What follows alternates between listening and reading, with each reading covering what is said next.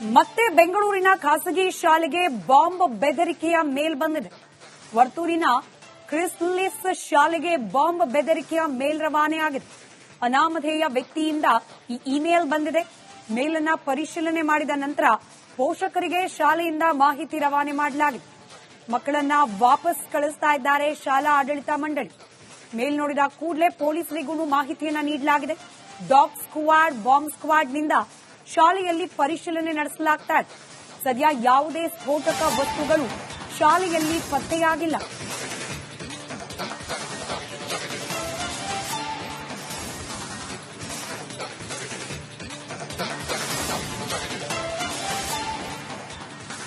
ಅನಾಮಧೇಯ ವ್ಯಕ್ತಿಯಿಂದ ಬಾಂಬ್ ಬೆದರಿಕೆ ಸಂದೇಶ ರವಾನೆಯಾಗಿರೋದು ಕಳೆದ 3-4 ದಿನಗಳ ಹಿಂದಷ್ಟೇ ನಾವು ಗಮನಿಸಿದ್ವಿ. ಇಂಥದ್ದೇ ಮೇಲ್ ಬೆಂಗಳೂರಿನ ಕೆಂಗೇರಿ ಭಾಗದ ಅನೇಕ ಶಾಲೆಗಳಿಗೆ, 40ಕ್ಕೂ ಹೆಚ್ಚು ಶಾಲೆಗಳಿಗೆ ಬಂದಿತ್ತು. ಇದೀಗ ಅದೇ ವ್ಯಕ್ತಿಯಿಂದ ಬಂದಿದೆಯಾ, ಬೇರೆ ವ್ಯಕ್ತಿಯಿಂದ ಬೆದರಿಕೆಯ ಸಂದೇಶ ಬಂದಿದೆಯಾ, ಯಾವ ಕಾರಣಕ್ಕೆ ಈ ರೀತಿಯಾದ ಸಂದೇಶ ರವಾನೆಯಾಗಿದೆ, ಇದ್ರ ಬಗ್ಗೆ ಪೊಲೀಸರು ತನಿಖೆಯನ್ನ ಪ್ರಾರಂಭ ಮಾಡಿದ್ದಾರೆ. ಬಾಂಬ್ ನಿಷ್ಕ್ರಿಯ ದಳ ಹಾಗೆ ಶ್ವಾನ ದಳ ಶಾಲೆಗೆ ಆಗಮಿಸಿದೆ.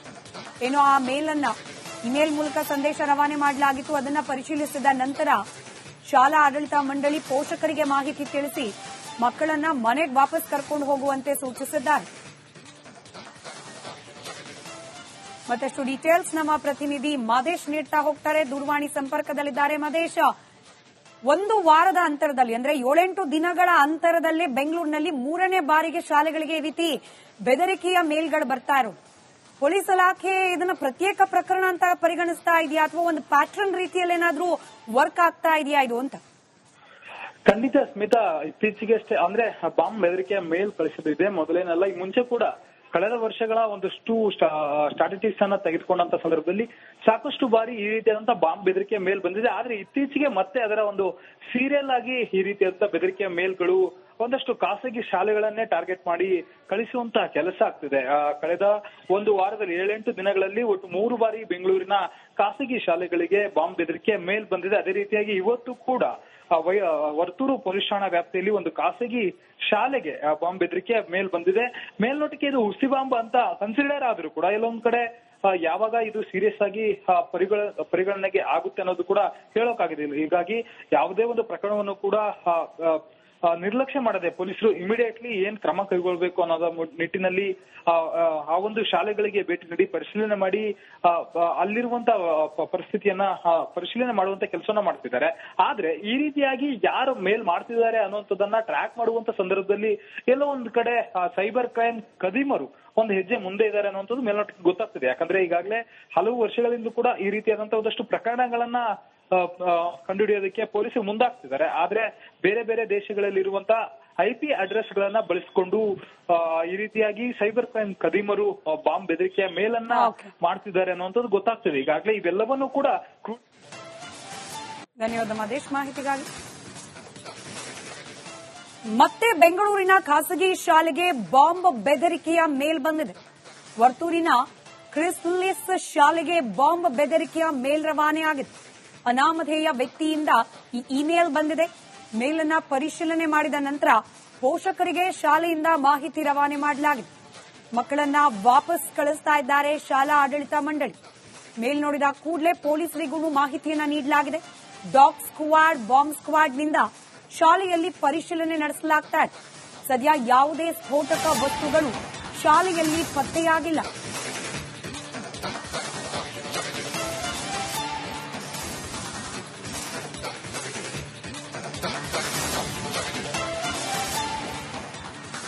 ಅನಾಮಧೇಯ ವ್ಯಕ್ತಿಯಿಂದ ಬಾಂಬ್ ಬೆದರಿಕೆ ಸಂದೇಶ ರವಾನೆಯಾಗಿರೋದು ಕಳೆದ 3-4 ದಿನಗಳ ಹಿಂದಷ್ಟೇ ನಾವು ಗಮನಿಸಿದ್ವಿ. ಇಂಥದ್ದೇ ಮೇಲ್ ಬೆಂಗಳೂರಿನ ಕೆಂಗೇರಿ ಭಾಗದ ಅನೇಕ ಶಾಲೆಗಳಿಗೆ, 40ಕ್ಕೂ ಹೆಚ್ಚು ಶಾಲೆಗಳಿಗೆ ಬಂದಿತ್ತು.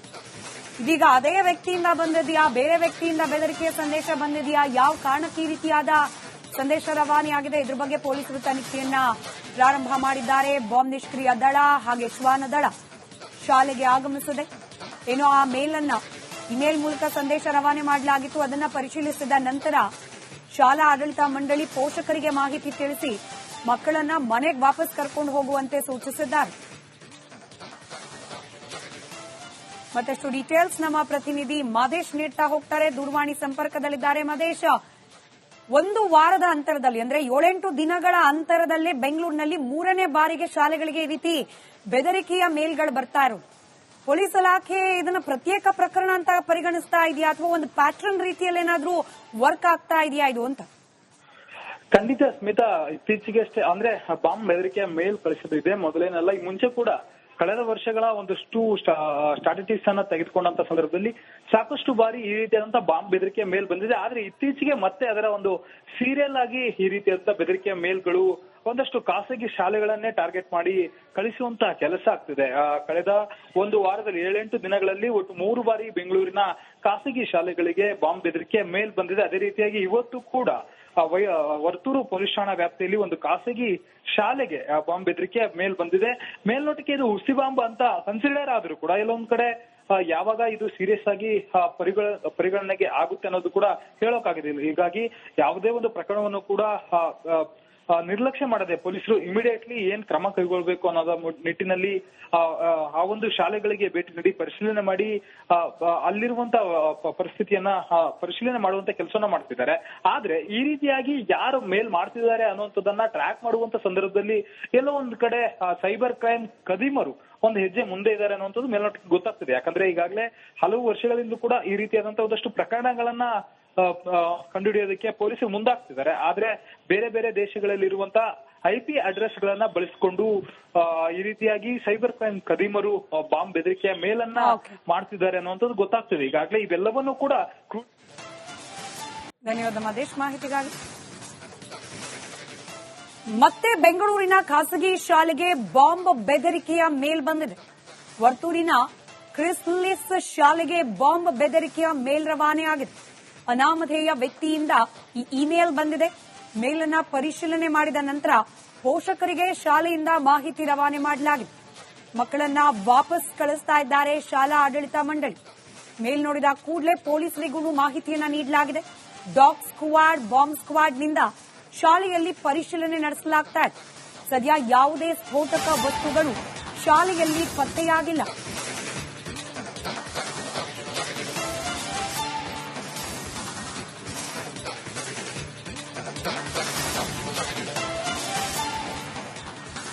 ಅನಾಮಧೇಯ ವ್ಯಕ್ತಿಯಿಂದ ಬಾಂಬ್ ಬೆದರಿಕೆ ಸಂದೇಶ ರವಾನೆಯಾಗಿರೋದು ಕಳೆದ 3-4 ದಿನಗಳ ಹಿಂದಷ್ಟೇ ನಾವು ಗಮನಿಸಿದ್ವಿ. ಇಂಥದ್ದೇ ಮೇಲ್ ಬೆಂಗಳೂರಿನ ಕೆಂಗೇರಿ ಭಾಗದ ಅನೇಕ ಶಾಲೆಗಳಿಗೆ 40ಕ್ಕೂ ಹೆಚ್ಚು ಶಾಲೆಗಳಿಗೆ ಬಂದಿತ್ತು. ಇದೀಗ ಅದೇ ವ್ಯಕ್ತಿಯಿಂದ ಬಂದಿದೆಯಾ, ಬೇರೆ ವ್ಯಕ್ತಿಯಿಂದ ಬೆದರಿಕೆಯ ಸಂದೇಶ ಬಂದಿದೆಯಾ, ಯಾವ ಕಾರಣಕ್ಕೆ ಈ ರೀತಿಯಾದ ಸಂದೇಶ ರವಾನೆಯಾಗಿದೆ, ಇದ್ರ ಬಗ್ಗೆ ಪೊಲೀಸರು ತನಿಖೆಯನ್ನ ಪ್ರಾರಂಭ ಮಾಡಿದ್ದಾರೆ. ಬಾಂಬ್ ನಿಷ್ಕ್ರಿಯ ದಳ ಹಾಗೆ ಶ್ವಾನ ದಳ ಶಾಲೆಗೆ ಆಗಮಿಸಿದೆ. ಏನೋ ಆ ಮೇಲನ್ನ ಇಮೇಲ್ ಮೂಲಕ ಸಂದೇಶ ರವಾನೆ ಮಾಡಲಾಗಿತ್ತು. ಅದನ್ನ ಪರಿಶೀಲಿಸಿದ ನಂತರ ಶಾಲಾ ಆಡಳಿತ ಮಂಡಳಿ ಪೋಷಕರಿಗೆ ಮಾಹಿತಿ ತಿಳಿಸಿ ಮಕ್ಕಳನ್ನ ಮನೆಗೆ ವಾಪಸ್ ಕರ್ಕೊಂಡು ಹೋಗುವಂತೆ ಸೂಚಿಸಿದ್ದಾರೆ. ಮತ್ತಷ್ಟು ಡೀಟೇಲ್ಸ್ ನಮ್ಮ ಪ್ರತಿನಿಧಿ ಮಹೇಶ್ ನೀಡ್ತಾ ಹೋಗ್ತಾರೆ. ದೂರವಾಣಿ ಸಂಪರ್ಕದಲ್ಲಿದ್ದಾರೆ. ಮಹೇಶ್, ಒಂದು ವಾರದ ಅಂತರದಲ್ಲಿ ಅಂದ್ರೆ 7-8 ದಿನಗಳ ಅಂತರದಲ್ಲೇ ಬೆಂಗಳೂರಿನಲ್ಲಿ 3ನೇ ಬಾರಿಗೆ ಶಾಲೆಗಳಿಗೆ ಈ ರೀತಿ ಬೆದರಿಕೆಯ ಮೇಲ್ಗಳು ಬರ್ತಾ ಇರೋದು. ಪೊಲೀಸ್ ಇಲಾಖೆ ಇದನ್ನ ಪ್ರತ್ಯೇಕ ಪ್ರಕರಣ ಅಂತ ಪರಿಗಣಿಸ್ತಾ ಇದೆಯಾ ಅಥವಾ ಒಂದು ಪ್ಯಾಟರ್ನ್ ರೀತಿಯಲ್ಲಿ ಏನಾದ್ರೂ ವರ್ಕ್ ಆಗ್ತಾ ಇದೆಯಾ ಇದು ಅಂತ?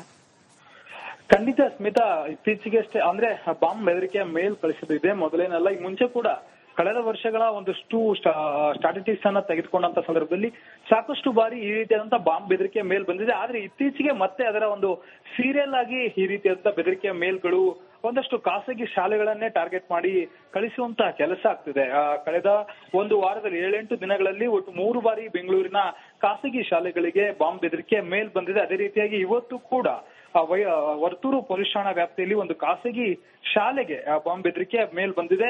ಮೇಲ್ನೋಟಕ್ಕೆ ಇದು ಹುಸಿ ಬಾಂಬ್ ಅಂತ ಕನ್ಸಿಡರ್ ಆದ್ರೂ ಕೂಡ ಎಲ್ಲೊಂದ್ ಕಡೆ ಯಾವಾಗ ಇದು ಸೀರಿಯಸ್ ಆಗಿ ಪರಿಗಣನೆಗೆ ಆಗುತ್ತೆ ಅನ್ನೋದು ಕೂಡ ಹೇಳೋಕಾಗೋದಿಲ್ಲ. ಹೀಗಾಗಿ ಯಾವುದೇ ಒಂದು ಪ್ರಕರಣವನ್ನು ಕೂಡ ನಿರ್ಲಕ್ಷ್ಯ ಮಾಡದೆ ಪೊಲೀಸರು ಇಮಿಡಿಯೇಟ್ಲಿ ಏನ್ ಕ್ರಮ ಕೈಗೊಳ್ಳಬೇಕು ಅನ್ನೋದ ನಿಟ್ಟಿನಲ್ಲಿ ಆ ಒಂದು ಶಾಲೆಗಳಿಗೆ ಭೇಟಿ ನೀಡಿ ಪರಿಶೀಲನೆ ಮಾಡಿ ಅಲ್ಲಿರುವಂತಹ ಪರಿಸ್ಥಿತಿಯನ್ನ ಪರಿಶೀಲನೆ ಮಾಡುವಂತ ಕೆಲಸವನ್ನ ಮಾಡ್ತಿದ್ದಾರೆ. ಆದ್ರೆ ಈ ರೀತಿಯಾಗಿ ಯಾರು ಮೇಲ್ ಮಾಡ್ತಿದ್ದಾರೆ ಅನ್ನುವಂಥದ್ದನ್ನ ಟ್ರ್ಯಾಕ್ ಮಾಡುವಂತ ಸಂದರ್ಭದಲ್ಲಿ ಎಲ್ಲೋ ಒಂದ್ ಕಡೆ ಸೈಬರ್ ಕ್ರೈಮ್ ಕದಿಮರು ಒಂದು ಹೆಜ್ಜೆ ಮುಂದೆ ಇದ್ದಾರೆ ಅನ್ನುವಂಥದ್ದು ಮೇಲ್ನೋಟಕ್ಕೆ ಗೊತ್ತಾಗ್ತಿದೆ. ಯಾಕಂದ್ರೆ ಈಗಾಗಲೇ ಹಲವು ವರ್ಷಗಳಿಂದ ಕೂಡ ಈ ರೀತಿಯಾದಂತಹ ಒಂದಷ್ಟು ಪ್ರಕರಣಗಳನ್ನ ಕಂಡುಹಿಡಿಯೋದಕ್ಕೆ ಪೊಲೀಸರು ಮುಂದಾಗ್ತಿದ್ದಾರೆ. ಆದ್ರೆ ಬೇರೆ ಬೇರೆ ದೇಶಗಳಲ್ಲಿ ಇರುವಂತಹ IP ಅಡ್ರೆಸ್ ಗಳನ್ನ ಬಳಸಿಕೊಂಡು ಈ ರೀತಿಯಾಗಿ ಸೈಬರ್ ಕ್ರೈಮ್ ಕದೀಮರು ಬಾಂಬ್ ಬೆದರಿಕೆಯ ಮೇಲನ್ನ ಮಾಡ್ತಿದ್ದಾರೆ ಅನ್ನುವಂಥದ್ದು ಗೊತ್ತಾಗ್ತದೆ. ಈಗಾಗಲೇ ಇವೆಲ್ಲವನ್ನೂ ಕೂಡ